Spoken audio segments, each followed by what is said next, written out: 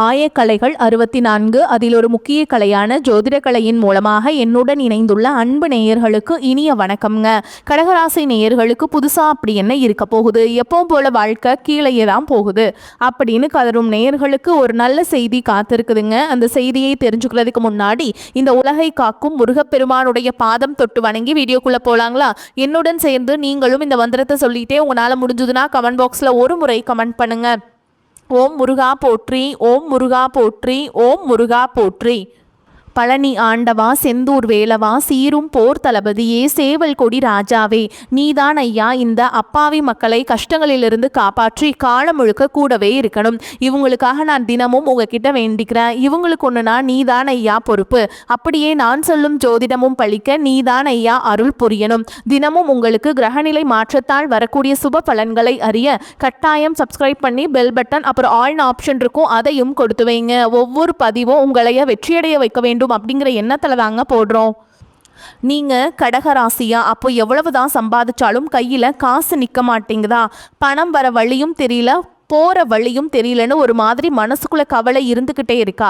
அப்போ நிச்சயமா இந்த பதிவு உங்களுக்கு தாங்க. கவலைப்படாதீங்க. கடகராசியினர் அவங்களோட நிதி சிக்கல்களை தாண்டி எப்படி ஒரு நிரந்தரமான செல்வத்தை உருவாக்கலான்னு நிபுணர்கள் சொல்ற சில ரொம்ப எளிமையான ஆனா ரொம்ப சக்தி வாய்ந்த பரிகாரங்களை பத்தி இப்போ நம்ம ஒன் பை ஒன்னா மெதுவா நிதானமா பார்க்கலாங்க. சரிங்க, நம்ம இன்னைக்கு என்னெல்லாம் பார்க்க போறோம்னு ஒரு சின்னதா பார்த்தரலாம். முதல்ல கடகராசியோட பண போராட்டத்துக்கு உண்மையான காரணம் என்னென்ன ஆழமா பார்ப்போமா? அதுக்கப்புறம் செலவுகள்ல என்னென்ன வகைகள் இருக்குன்னு புரிஞ்சுக்க போறோம். அப்புறம் அது சரி செய்யறதுக்கு ரெண்டு சக்தி வாய்ந்த பரிகாரங்கள், கடைசியா சேமிப்புக்கு பின்னாடி இருக்கிற ஒரு ரொம்ப சிம்பிளான ரகசியம்.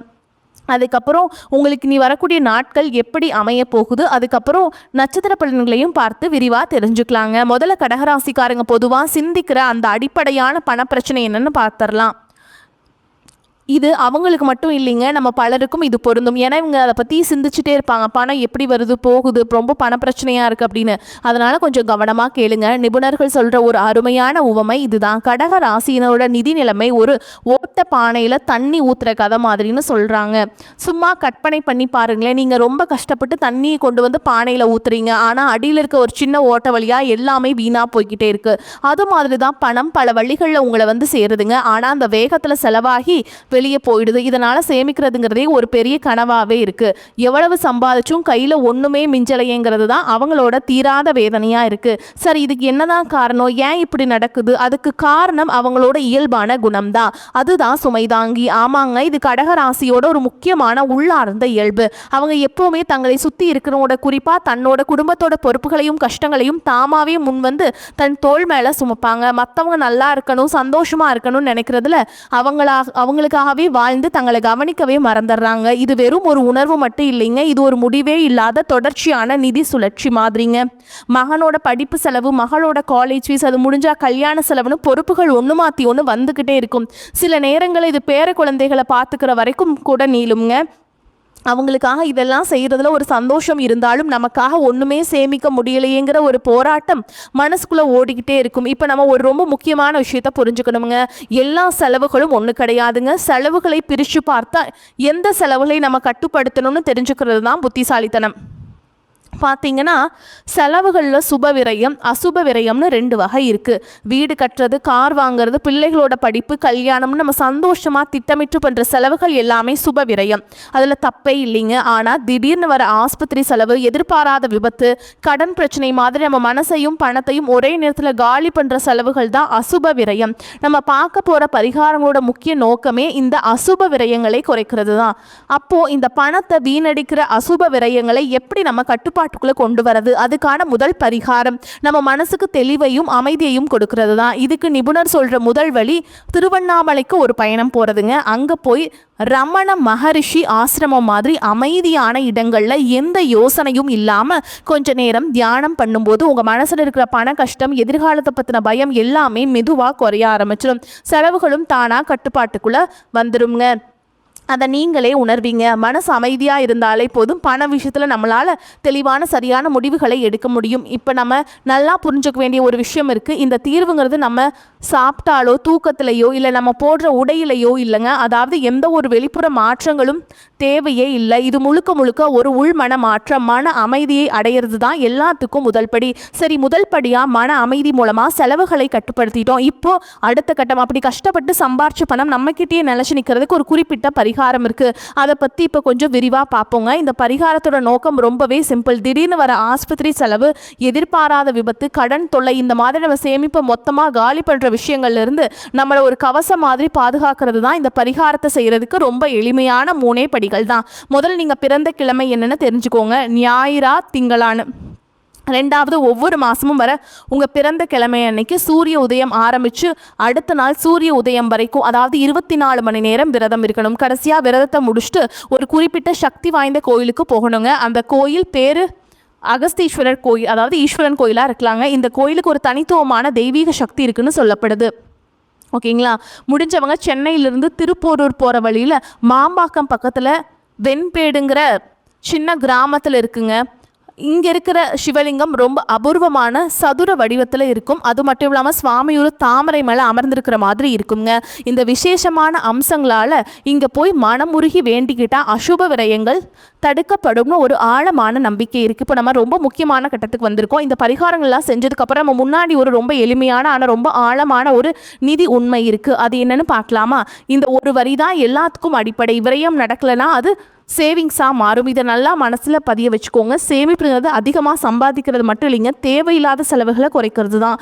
நீங்கள் வேணான்னு தவிர்க்கிற ஒவ்வொரு தேவையற்ற செலவும் உங்கள் சேமிப்பு கணக்கில் விழுகிற பணம் தான். நம்ம பார்த்த பரிகாரங்கள் எல்லாமே அந்த ஓட்டை பானையை சரி பண்ணி பண கசிவை நிறுத்துவதற்கான கருவிகள் தான். இந்த ஓட்டையை அடைச்சா மட்டும்தான் நம்ம அந்த பானையும் முழுசாக நிரப்ப முடியும். அதனால் நல்ல ஞாபகம் வச்சுக்கோங்க. செலவுகளை கட்டுப்படுத்துக்கிறதுக்கு தான் செல்வம் சேர்க்கிறதுக்கான முதல் மற்றும் மிக முக்கியமான படி. நிச்சயமாக இந்த பரிகாரங்களுக்கு ஒரு புது நம்பிக்கையும் செயல்படுறதுக்கான தைரியத்தையும் கொடுக்கும். இப்போ வழி உங்கள் முன்னாடி இருக்க. உங்ககிட்ட கேட்க வேண்டியது ஒரே ஒரு கேள்வி தான். உங்கள் நிதி பயணத்தை மாற்றி உங்கள் சேமிப்பு உங்கள் கட்டுப்பாட்டுக்குள்ள கொண்டு வர நீங்கள் தயாராக இருங்க. உங்களுக்கு இந்த மார்ச் மாதத்திலிருந்து பார்த்தீங்கன்னா உங்களுக்கு சனியுடைய வக்ர பயிற்சியும், குருவுடைய வக்ர நிவர்த்தியும், சுக்கிர பயிற்சி, சூரிய பயிற்சி, ராகு கேது பயிற்சின்னு கிட்டத்தட்ட ஒரு 5 பயிற்சி பலன்கள் உங்களுக்கு இந்த மார்ச் மாதத்திலிருந்து ஒவ்வொன்றா உங்களுக்கு கிடைக்கிறதுனால நீ வரக்கூடிய ஒரு 6 மாதங்கள் அப்படிங்கிறது உங்களுக்கு ஒரு மிகப்பெரிய ஒரு ராஜயோகத்தை கொண்டுள்ள ஒரு நாட்களாகவே பார்க்கப்படுது. முதலாவதாக பார்த்தீங்கன்னா உங்களுக்கு சனியுடைய வக்ர நிவர்த்தி. தற்பொழுது பார்த்தீங்கன்னா சனி பகவான் மீன ராசியில், அதாவது குருவுடைய ராசியில் வக்ர நிவர்த்தி அடைய போகிறாருங்க. அப்படி வக்ர நிவர்த்தி அடைகிறதுனால என்ன ஆக போகுதுன்னு கேட்டிங்கன்னா, இத்தனை நாட்டில் நெகட்டிவாக, அதாவது மைனஸாக மட்டுமே செயல்பட்டு கொண்டிருந்த சனி பகவான் தற்பொழுது உங்களுக்கு ப்ளஸ்ஸாக மாறி செயல்பட போகிறார். அது மூலமாக பார்த்தீங்கன்னா கடந்த காலகட்டங்களில் நீங்கள் சனி பகவான் மூலமாக எவையெல்லாமே இழந்துட்டு கஷ்டப்பட்டு வருத்தப்பட்டு இருக்கீங்களோ அது அனைத்தும் திரும்ப பெறக்கூடிய ஒரு காலகட்டமாகவே பார்க்கப்படுது. அதற்கடுத்து பார்த்தீங்கன்னா குருவுடைய வக்ர நிவர்த்தி. இத்தனை நாட்டில் 2ஆம் இடத்துல இருந்த குரு பகவான் உங்கள் ராசியில் பொருளாதாரத்தில் மிகப்பெரிய பின்னடைவையும் எந்த ஒரு முன்னேற்றமும் இருந்திருக்காது. தற்பொழுது பார்த்தீங்கன்னா 2ஆம் இடத்தில் இருக்கக்கூடிய குரு பகவான் 3ஆம் இடமான லக்னஸ்தானத்தை நோக்கி வரதுனால ஒட்டுமொத்த குரு பயிற்சி பலன்களும் தற்பொழுது உங்களுக்கு முழுமையாக கிடைக்க போகுது. இதன் மூலமாக பொருளாதாரத்தில் ஒரு மிகப்பெரிய ஒரு அசுர வளர்ச்சி அப்படிங்கிறது கடகராசிக்காரங்களுக்கு உங்களுக்கு ஏற்பட போகுதுங்க. அதற்கடுத்து பார்த்தீங்கன்னா சுக்கிர பயிற்சியை பொறுத்த வரைக்கும் இது 12 ராசிகளுக்குமே பொது பலன்களாகவே பார்க்கப்படுது. இதன் மூலமாகவும் உங்களுக்கு கூடுதல் முன்னேற்றம் அப்படிங்கிறது நிச்சயமாக ஏற்பட போகுதுங்க. கடைசியாக பார்த்தீங்கன்னா ராகு கேது பயிற்சி. ஏன்னா கடந்த காலகட்டங்களில் இந்த ராகு கேது பயிற்சி காலகட்டங்கள் எல்லாம் நாங்கள் ரொம்பவே கஷ்டப்படுறோம், ரொம்ப அடி மேல் அடி வாங்கி இருக்கோம் இந்த காலகட்டத்தில் தான் அப்படின்னு சொல்கிற உங்களுக்கு தற்பொழுது வரக்கூடிய இந்த ராகு கேது பயிற்சி காலகட்டம் அப்படிங்கிறது இந்த உடல் சார்ந்த பிரச்சனைகள், இந்த மாதிரி பிரச்சனைகள் அனைத்தும் உங்களுக்கு முழுவதுமாக நிவர்த்தி பண்ணக்கூடிய ஒரு காலகட்டமாகவே பார்க்கப்படுது. அது மட்டும் இல்லாமல் உங்களுக்கு இந்த வருட கிரகங்களுடைய மாற்றங்கள் இருக்கிறதுனால ஒரு மிகப்பெரிய ஒரு அதிர்ஷ்டம் அப்படின்னே சொல்லலாம். ஒரு ராஜயோக காலகட்டம்னே இந்த வருட கிரகங்களுடைய சேர்க்கை ஒன்றாக இருக்குது. 5 வருட கிரகங்களுடைய சேர்க்கை. இதன் மூலமாக நல்ல ஒரு தொடக்கம் அப்படிங்கிறது இந்த 2026 உங்கள் வாழ்க்கை அப்படிங்கிறது நல்ல ஒரு முன்னேற்றத்தை நோக்கி ஆரம்பிக்க போகுது. கடந்த காலகட்டங்களில் நல்ல ஒரு வேலைங்கிறது கிடைச்சிருக்காது. ஏதோ ஒரு கிடைக்கிற வேலைக்கு ஒரு 10,000 சம்பளத்துக்கோ 15,000 சம்பளத்துக்கோ பிடிக்காத ஒரு வேலையை குடும்ப கஷ்டத்துக்காக வேறு வழியே இல்லாமல் செஞ்சுட்டு இருந்திருப்பீங்க. ஆனால் இனி வரக்கூடிய நாட்களில் நீங்கள் படித்த படிப்புக்கு ஏற்ற மாதிரியும் உங்களுக்கு பிடிச்ச மாதிரியும் நீங்கள் ஒரு அரசாங்க வேலைக்கு ட்ரை பண்ணாலும் சரி, இல்லை ஒரு ஐடி ஜாபோ, ப்ரைவேட் ஜாபோ, பேங்க் ஜாபோ, நீங்கள் எங்கே வேலைக்கு ட்ரை பண்ணாலும் அந்த ஜாப் அப்படிங்கிறது உங்களுக்கு நிச்சயமாக கிடைக்க போகுதுங்க. கோர்ட்டு கேஸுன்னு ரொம்ப நாட்களாக அலைஞ்சிட்ருக்க நபர்களுக்கு விரைவில் உங்களுக்கு சாதகமாகவே தீர்ப்பு வரும். சொத்து பிரச்சனையும் உங்களுக்கு சாதகமாகவே முடியும். சனி பகவானுடைய பார்வை உங்களுக்கு நேரடியாகவே இருக்குது. இதன் மூலம் வருமானம் அப்படிங்கிறது பல வழிகளில் வரும். தொழிலில் லாபம் சற்று அதிகமாகவே கிடைக்கும். அரசியல்வாதிகளை பொறுத்த வரைக்கும் புதிய பொறுப்புகள், புதிய பதவிகள் எல்லாமே தானாகவே உங்களை வந்து சேரும். ராகு கேதுவால் உங்களுடைய செல்வாக்கு உயரும். உடல் ஆரோக்கியம் மேம்படும். சங்கடங்கள் நீங்கும். மறைமுகமாக உங்கள் தொழில் வாழ்க்கையிலும் சரி, இல்லற வாழ்க்கையிலும் சரி, நிறைய நபர்களும் தொல்லை கொடுத்துருப்பாங்க. இனி அவங்களுடைய தொந்தரவுங்கிறது முழுவதுமாகவே இருக்காது. கடந்த காலகட்டங்களில் நீங்களும் ஒரு கம்பெனியில் இரவு பகல் பார்க்காம உழைச்சிட்டு இருந்திருப்பீங்க. உங்களுடைய சொந்த கம்பெனியாக நினச்சி வேலை செஞ்சுருப்பீங்க. ஆனால் உங்களுக்கு இதனால் வரைக்கும் சரியான ஒரு அங்கீகாரம் அப்படிங்கிறது கிடைச்சிருக்காது. உங்களுக்கு அப்புறமோ உங்கள் கூடயோ நிறைய நபர்கள் வேலைக்கு வந்திருப்பாங்க. உங்களுக்கு நிறைய சலுகைகள் எல்லாமே கிடைச்சி நல்ல ஒரு முன்னேற்றத்திற்கு போயிருப்பாங்க. ஆனால் நீங்கள் மட்டும் எப்படி வேலைக்கு போய் சேர்ந்தீங்களோ அதே மாதிரி தான் இன்னைக்கு வரைக்குமே இருந்திருப்பீங்க. ஆனால் இனி வரக்கூடிய நாட்களில் உங்களுக்கு சம்பள உயர்வு, பதவி உயர்வு, உங்களுக்கு மேல் இருக்கக்கூடிய அதிகாரிகளுடைய ஆதரவு முதற்கொண்டு உங்களுக்கு கிடைக்க போகுதுங்க. இனி உங்கள் வார்த்தைக்கு மதிப்பு, மரியாதை கிடைக்கும். அந்தஸ்தில் நீங்கள் எதிர்பார்த்த உயர்வுக்கு போக போகிறீங்க. இது நினச்சது எல்லாமே நடக்கும். தொழில் வியாபார தடைகள் அனைத்தும் விலகும். லாபம் அதிகமாக கிடைக்கும். முன்னேற்றம் உண்டாகும். வரவேண்டிய பணம் விரைவில் கைக்கு வந்து சேரும். நெருக்கடிகள் விலகும். குடும்பத்தில் செல்வாக்கு, அந்தஸ்து உயரும். வெளிநாட்டு முயற்சிகள் வெற்றியை தரும்.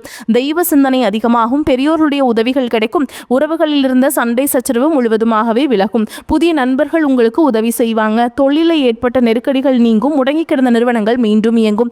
வியாபாரத்தில் எதிர்பார்த்த லாபம் கிடைக்கும். புதிய தொழில் தொடங்கக்கூடிய முயற்சிகள் கண்டிப்பாக உங்களுக்கு வெற்றியை தரும். கடந்த காலகட்டங்களில் திருமண நிலை அப்படிங்கிறது பார்த்தீங்கன்னா உங்களுக்கு நிறைய பிரச்சனையும் சிக்கலையும் பெரும்பாலும் சந்திச்சிருப்பீங்க.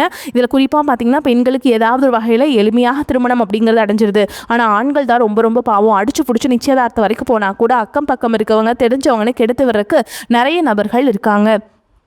ஜாதகத்துலேயும் பார்த்தீங்கன்னா சுத்த ஜாதகம், ராகு கேது ஜாதகம், செவ்வாய் ஜாதகம் இருக்கிறதுனால திருமண தடை அப்படிங்கிறது உங்களுக்கு அதிகமாகவே ஏற்பட்டுருக்கு. இனி வரக்கூடிய நாட்களில் அது அனைத்தும் நிவர்த்தியாகி விரைவில் நீங்கள் திருமண வாழ்க்கைக்குள்ள கடகராசி ஆண்கள் வந்து அடி எடுத்து வைக்க போகிறீங்க. வாழ்க்கை துணை இழந்த கடகராசி ஆண்களோ பெண்களோ அடுத்து செகண்ட் மேரேஜ், அதாவது இரண்டாவது திருமணம் பண்ணலாமா வேண்டாமா அப்படிங்கிற ஒரு மிகப்பெரிய குழப்பத்தில் இருப்பீங்க. அப்படி இரண்டாவது திருமணம் பண்ணும்போது சொந்தக்காரங்க தப்பாக பேசிடுவாங்களா, ஊர்க்காரங்க தப்பாக நினச்சிருவாங்களா, அவங்க என்ன நினைப்பாங்க, இவங்க என்ன நினைப்பாங்க, நம்ம கேரக்டர் தப்பாக சொல்லிடுவாங்களா, இதற்காகவே பார்த்தீங்கன்னா நிறைய பேர் பார்த்தீங்கன்னா இரண்டாவது திருமணத்தை பற்றி யோசிக்காமல் இருக்கீங்க. இப்போ இருக்கக்கூடிய பொருளாதார சூழலும் இப்போ இருக்கக்கூடிய காலகட்டத்தையும் வச்சு பார்க்கும்போது ஒரு சிங்கிள் பேரண்டால் இந்த சொசைட்டியில் சர்வை பண்ணுறது ரொம்ப ரொம்ப கஷ்டங்க. நீங்கள் எதிர்பார்த்த மாதிரியே நல்ல ஒரு மறுவாழ்க்கை அப்படிங்கிறது விரைவில் உங்களுக்கு அமையும். குழந்தை பாக்கியத்திற்காக இங்கே கடகராசி நேயர்கள் பார்த்தீங்கன்னா எங்களுக்கு மேரேஜ் ஆகி 3 வருஷம் ஆகுது சாமி, 5 வருஷம் ஆகுது, 8 வருஷம் ஆகுது, நாங்களும் போகாத ஹாஸ்பிட்டல் இல்லை, பார்க்காத ட்ரீட்மெண்ட் இல்லை, வாரத்தில் 3 நாள் முருகன் கோயிலுக்கு போய் வழிபாடு செஞ்சுட்டு வந்துட்டுருக்கோம், ஆனால் எங்களுக்கு குழந்தை பாக்கியமே இல்லை சாமி அப்படின்னு தான் நிறைய நபர்கள் சொல்கிறீங்க. கண்டிப்பாக வரக்கூடிய முதல் 6 மாதங்களுக்கு விரைவில் உங்களுக்கு உடல் சார்ந்த பிரச்சனை அனைத்தும் முழுவதுமாக நிவர்த்தியாகி நிச்சயமாக உங்களுக்கு குழந்தை பாக்கியம் அப்படிங்கிறது கண்டிப்பாக உண்டாகும்.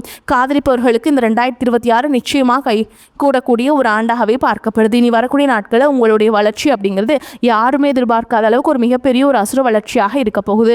உங்களுடைய நண்பர்கள், சொந்தக்காரங்க, குடும்ப உறவுகளே உங்களுக்கு எதிரிகளாகவும் துரோகிகளாகவும் மாறக்கூடிய வாய்ப்புகளும் அதிகமாகவே உள்ளது.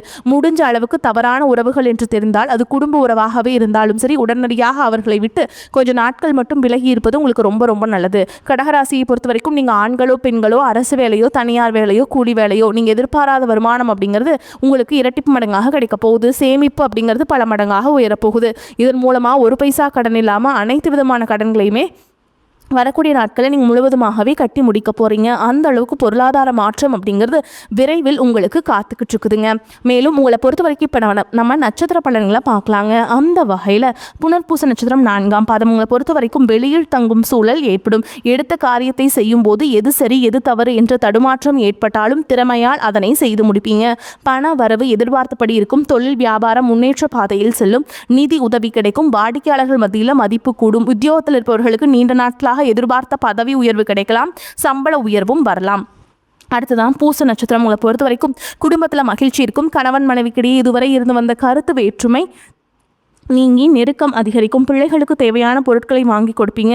பெண்களுக்கு மிக கவனமாக பேசுவதும் கோபத்தை குறைப்பதும் நன்மையை தரும். எதிர்பார்த்த பண உதவி கிடைக்கும். அடுத்ததா ஆயில்ய நட்சத்திரம் உங்களை பொறுத்த வரைக்கும் நிலுவையில் உள்ள காரியங்கள் சிறப்பாக முடிய வழி பிறக்கும். வரவேண்டிய பணம் கைக்கு வந்து சேரும். இரவு பகலாக உழைக்க வேண்டியிருக்கும். அரசியல்வாதிகள் மக்கள் தொடர்பான பிரச்சனைகளை சந்திக்க நேரிடும். மக்கள் பிரச்சனைகளை தீர்த்து அவர்களின் ஆதரவை பெறுவீங்க. மாணவர்களுக்கு கல்வியில் எதிர்பார்த்த முன்னேற்றம் காணப்படும். எதிர்காலம் பற்றிய சிந்தனை மேலோங்கும். உங்களை பொறுத்த வரைக்கும் பரிகாரம் அப்படின்னு பார்த்தோம்னா வெள்ளிக்கிழமை, அமாவாசை பௌர்ணமி நாட்களில் வந்து நீங்கள் முடிஞ்சால் குலதெய்வம் கோயிலுக்கு போயிட்டு பிரார்த்தனை செய்து வழிபாடு செஞ்சுட்டு வாங்க. கட்டாயமாக உங்களுக்கு ஏற்றத்தை ஏற்படுத்தி கொடுப்பாங்க. முடியாதவங்க வந்து வீட்டிலையாவது தீபம் ஏற்றி வழிபாடு செய்கிறது உங்களுக்கு ஏற்றத்தை ஏற்படுத்தி கொடுக்கும். உங்களை பொறுத்த வரைக்கும் அதிர்ஷ்டம் தரக்கூடிய எண்கள்னு பார்த்தீங்கன்னா 1, 3ங்க. இந்த எண்களை அதிகமாக பயன்படுத்துங்க. அதிர்ஷ்டத்தை அதிக அளவில் ஈர்த்து கொடுக்கும். அதே மாதிரி உங்களை பொறுத்த வரைக்கும் அதிர்ஷ்டம் தரக்கூடிய நாட்கள்னு பார்த்தீங்கன்னா திங்கள், வியாழனுங்க. இந்த நாட்களை வந்து நீங்கள் சுபகாரியங்கள் செய்ய பயன்படுத்திக்கோங்க. நன்மைகளை கொண்டு முடியும். வரக்கூடிய வாய்ப்புகளை தவற விட்டுறாதீங்க. கெட்டியாக பிடிச்சிக்கோங்க. வாய்ப்புகள் ஒரு முறை தான் கதவை தட்டும். வாழ்த்துக்கள். வாழ்க வளமோடு நலமோடு. நன்றி, வணக்கம்.